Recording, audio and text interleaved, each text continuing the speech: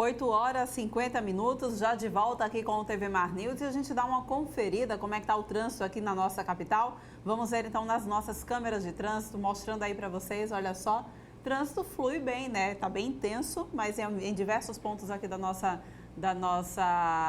capital, aí na realidade na orla, aqui na orla da nossa Maceió, a gente percebe que tem aí um trânsito intenso no Farol e na Rotary, é isso? Isso mesmo, Farol e Rotary e também a orla, não é isso? Tem um pedaço ali da orla também, exatamente. A gente vê aí, olha, trânsito intenso, porém fluindo bem, a gente não vê aí nenhum congestionamento a mais, né? A vida que vai voltando ao normal, que vai seguindo ao normal, diante da situação aí que a gente vem vivenciando, e a gente já vem também ao vivo com ele, Viderlan Araújo. Já estava sentindo falta da sua participação aqui no TV Mar News. Quais são as informações que vocês trazem aí pra gente, Viderlan e Chico Nogueira, que vai falar um pouquinho desse calorão que bateu nesse feriadão, não é isso? Bom dia para vocês.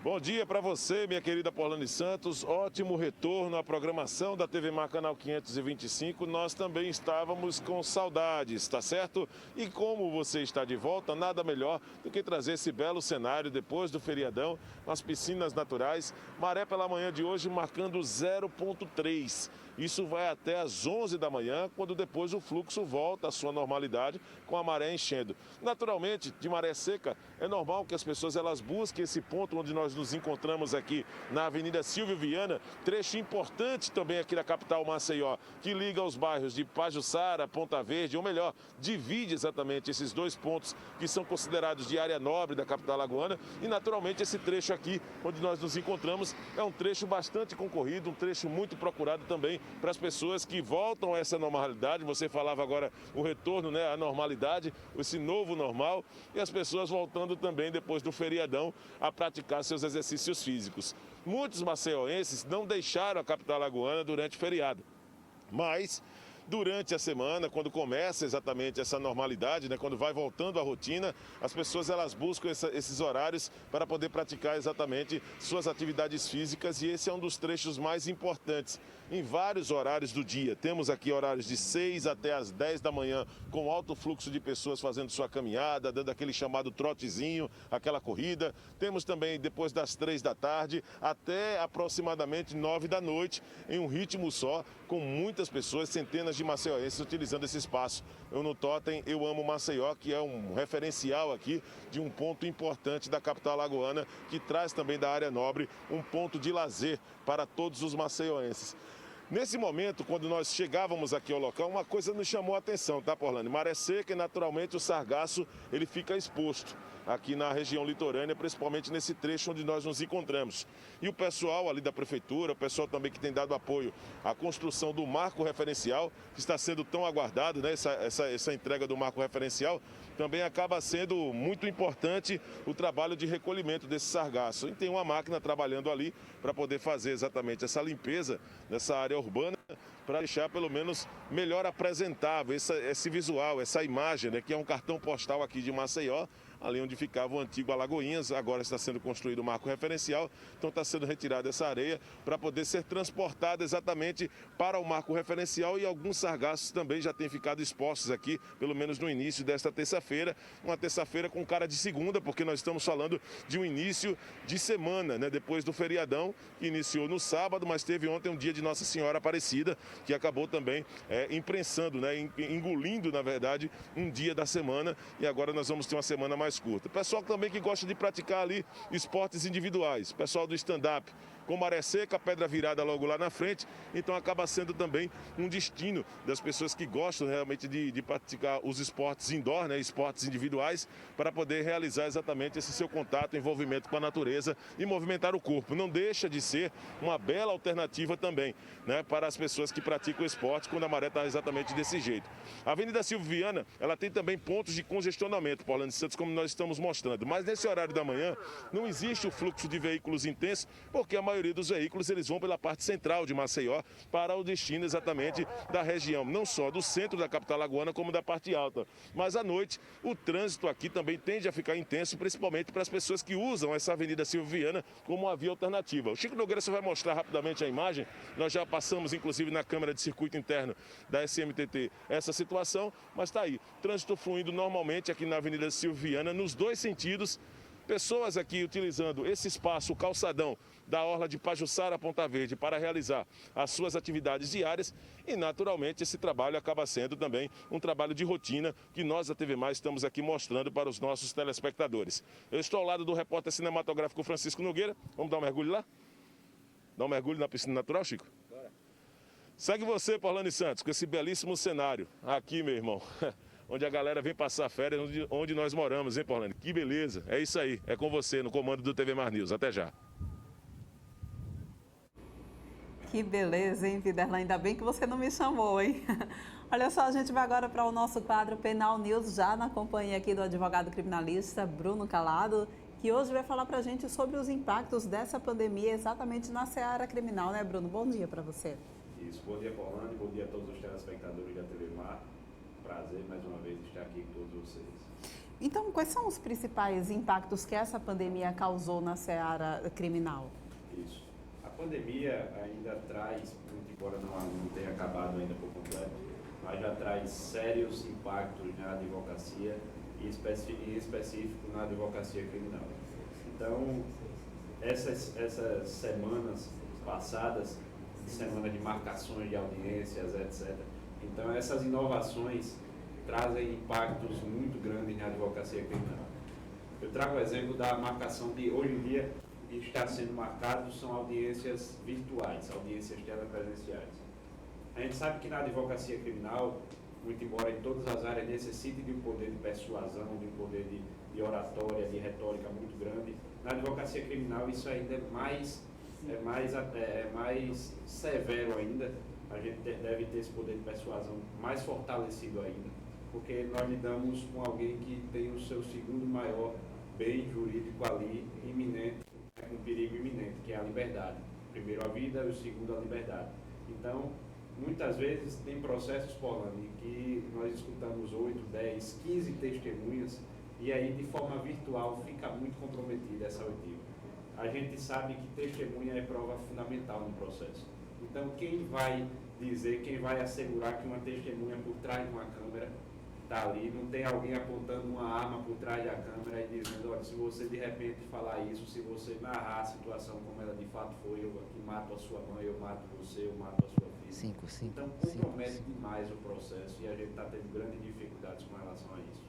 E como é que fica? Você acredita que a gente está com um probleminha no seu áudio, Bruno? Daqui a pouquinho a gente organiza. Enquanto isso, a gente vai conferindo então aqui, gente, olha só.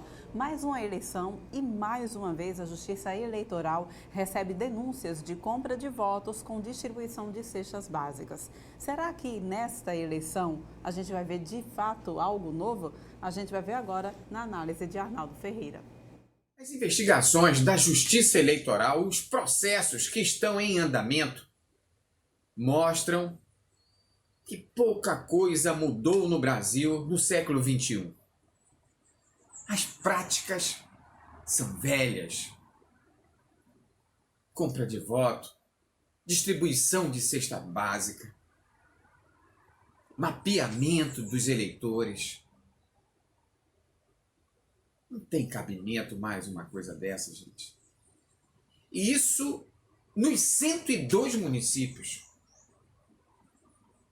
Existem investigação, existem famílias disputando prefeituras falidas, disputando a ferro e a fogo. Nada de novo num dos estados mais pobres do país. E essa história da cesta básica é o que é mais chocante. No período mais crítico da pandemia, as prefeituras, o Estado, prometeram distribuir socorro alimentar para as famílias e praticamente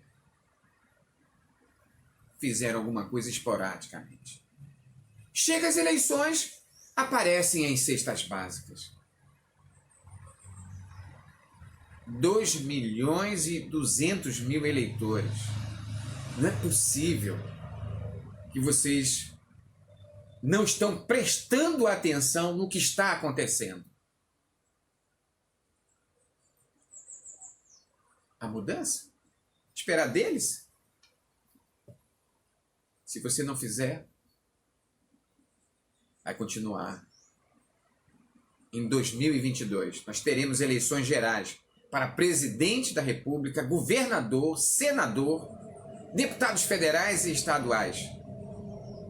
Cestas básicas, votos a 50, a 100 reais, material de construção, presentinhos, água, caminhões-pipa, velhas pratas. Pois é, né? E a gente vê aí a repercussão dessa situação exatamente nos jornais. Abrindo aqui, inclusive, a Gazeta Web, a gente confere aí com vocês, olha só. Campanha de Alfredo Gaspar é denunciada por troca de cestas básicas por votos. Ação na Justiça Eleitoral quer responsabilizar o candidato de Renan Filho e de Rui Palmeira por abuso de poder político e econômico. A gente vê aí essas informações acompanhando também na Gazeta Web. Se você quer saber mais informações a respeito dessa denúncia que está sendo apurada pela Justiça Eleitoral, é só você acessar então www.gazetaweb.com e a gente acompanha aqui, olha só, a campanha de Alfredo Gaspar de Mendonça, MDB, candidato de Renan Filho e Rui Palmeira a prefeito de Maceió, é alvo de denúncia na Justiça Eleitoral de Alagoas por distribuição de cestas básicas atribuídas à Secretaria Municipal de Assistência Social, a SEMAS, em troca de votos. Vídeos, imagens e relatos de supostos beneficiários do crime eleitoral fazem parte da ação que foi protocolada nesta sexta-feira, dia 9, na Justiça Eleitoral pelo também candidato a prefeito João Henrique Caldas, JHC do PSB. Esses e outros destaques, gente, acessa lá, quer saber mais informações a respeito dessa situação? www.gazetaweb.com. E a gente volta agora sim, com a nossa conexão já, o áudio restabelecido aqui de Bruno Calado, para a gente falar como que essa pandemia afetou a advocacia criminal. Mais uma vez, bom dia. Agora sim, a gente já está ali ouvindo melhor, Bruno. Fala como é que ficou constituída essa situação da advocacia criminal. Você explicava para a gente o quanto que é importante fazer as oitivas, ouvir as testemunhas, muitas vezes casos em que se precisa ouvir 15 pessoas e como fazer isso de forma remota, né? Isso. Bom dia, Porlane. Bom dia a todos os telespectadores da TV Mar. Dessa vez me ouvindo, tivemos um probleminha técnico aqui com o microfone, mas estávamos falando sobre esses problemas causados pela pandemia e essas inovações que na advocacia criminal passam a não dar tão certo. Esse costume, mesmo que gere um costume, que gere uma adaptação, passaria a comprometer demais a defesa, passaria a ferir direta e indiretamente o princípio da ampla defesa do contraditório. E eu explico por quê. Eu estava explicando aqui, dando um exemplo de audiências criminais que vêm sendo marcadas, audiências, por exemplo, de casos de homicídio, e aí temos 10, 15 testemunhas a serem ouvidas, e por trás das câmeras, Porlane, a situação muda. Olho no olho é diferente, o poder de persuasão muda, né? O poder de convencimento muda, o poder de você arrancar algum detalhe daquela testemunha que traga alguma contradição com o processo, com os autos, com a prova, muda demais. Então, quem sabe se ali por trás da câmera algum réu que já tenha conhecimento prévio de quem são as testemunhas, e isso é possível através de uma peça. Nós arrolamos as provas testemunhais antes, nós arrolamos testemunhas antes, então eles tomam conhecimento de quem vai testemunhar a favor, quem vai testemunhar contra ele naquele processo, e quem sabe se ali por trás daquela câmera não tem alguém apontando uma arma para a filha daquela testemunha, para o filho daquela testemunha, para algum parente daquela testemunha, ameaçando, caso a testemunha fale algo que lhe comprometa, e ele ameaçando a vida dessas pessoas. Isso é um singelo exemplo. É outro exemplo também dessa dificuldade grande, Porlane, que temos, o fato do acesso. Nós, às vezes, temos testemunhas oculares de um crime que estão ali, que presenciaram aquele delito, mas que não tem condição nenhuma de acesso à internet, não tem condição nenhuma de ter um computador em sua residência, mas são intimadas na condição de testemunha, são obrigadas a comparecer na condição de testemunha, mas não tem os artefactos, não tem o poder tecnológico suficiente para acompanhar um processo. Pois é, e você acredita que essas inovações, de certa forma, são inovações, né, Bruna? Você acredita que elas vieram para ficar? Eu quero acreditar que não. Eu quero acreditar no normal, no tradicional, que é principalmente, claro, haverão adaptações em algumas outras áreas. A exemplo, uma audiência de conciliação no âmbito civil é passível de ser resolvida mediante uma audiência virtual, uma audiência telepresencial, é coisa mais simplória. Mas quando tratamos da liberdade, quando tratamos de audiência criminal, principalmente numa audiência de um caso de homicídio, por exemplo, que está ali para impronunciar, para pronunciar um réu, para absolver sumariamente ou para desclassificar aquele crime, então lidamos com algo muito sério. Então, a audiência virtual, eu acho que tira o comprometimento da verdade, atinge a busca da verdade real daquela situação. Então, eu quero acreditar que isso não vai ser implementado de forma definitiva, Paulina. Traz pontos positivos e pontos negativos também. Isso, traz vários pontos positivos e vários pontos negativos. Pontos positivos, a economia é grande, né? Às vezes saímos daqui para um município de divisa com Pernambuco, de divisa com Sergipe, para fazer uma audiência que chega lá, dura meia hora, 1 hora, e aí gastamos com combustível, gastamos com refeições, gastamos com todo o aparato de veículo para traslado da gente até lá. Então, há uma economia muito significativa quando se faz uma audiência virtual, uma audiência telepresencial. E há também, o que vem acontecendo ultimamente, uma celeridade processual grande, né? Os processos, por exemplo, têm audiências marcadas para 2025 com réu solto, mas aí com a implementação das audiências virtuais, essas audiências estão sendo marcadas mais para perto, para prazos mais perto, que estão para acontecer já muito mais rapidamente. Então, a celeridade processual, a economia para o advogado, o escritório passa a ser algo não tão necessário, porque você exerce o home office num gabinete de sua casa e aí você economiza uma energia do escritório, né? Atinge, de certa forma, e aí já é um ponto negativo, atinge a quantidade de desemprego, a quantidade de desemprego pode aumentar, porque aí quem está exercendo um trabalho em seu home office, quem está exercendo um trabalho no gabinete de sua residência, fazendo aquelas audiências ali, talvez não precise mais daquela recepcionista no seu escritório. Então acaba que para diminuir os gastos, ele bota para fora, ele demite aquela recepcionista, ele não vai precisar mais daquele zelador, ele não vai precisar mais daquele jardineiro, então o desemprego pode ser que aumente. Fora esses pontos outros negativos de comprometimento de um processo. Isso é muito grave, muito severo. Nós estamos experimentando isso e estamos ratificando a ideia de que não vem dando certo essa situação inovadora de audiência virtual, audiência telepresencial no âmbito, na seara criminal. Pois é, vale então a gente fazer o alerta, né? A gente, é claro que nós abraçamos as tecnologias e principalmente diante dessa situação, muita coisa a gente está precisando adaptar. Com certeza. Mas é importante então que a gente faça esse alerta quanto à legalidade de fato da coisa, quanto à forma correta de se acontecer, né, Bruno? Com certeza. Para encerrar o nosso bloco, você tem poesia aqui pra gente? Tenho. Eu estava dizendo aqui, eu fiz uma poesia, mas acabei deixando em casa, eu não coloquei no celular, não trouxe em computador, não trouxe em PDF ou e-mail. Então, eu trouxe uma poesia aqui que eu vou acordá-la novamente. Ela já estava dormindo no hall de poesias, mas é uma poesia muito bonita, já foi recitada aqui no programa e ela se chama Redenção. Ela diz assim: não existe alguém perfeito, mas há aquele que alguma vez já errou. Para reconhecer ou mudar, cada um tem um jeito, basta saber a forma que surta efeito. A depender da situação, se foi vítima ou causador, se entregava espinho ou uma flor, é realmente difícil falar em perdão. Perdoar pode ser um alívio, pode trazer de volta um convívio. Se redimir é diferente, é quando depois do erro parte da gente. Para alguns é complicado, para outros é impossível, mas veja como é incrível de um sentimento ser libertado.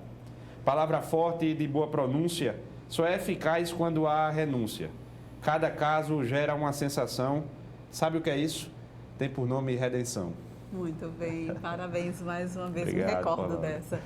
A gente vai agora para um rápido intervalo, mas volta daqui a pouquinho trazendo mais informações para vocês, não sai daí.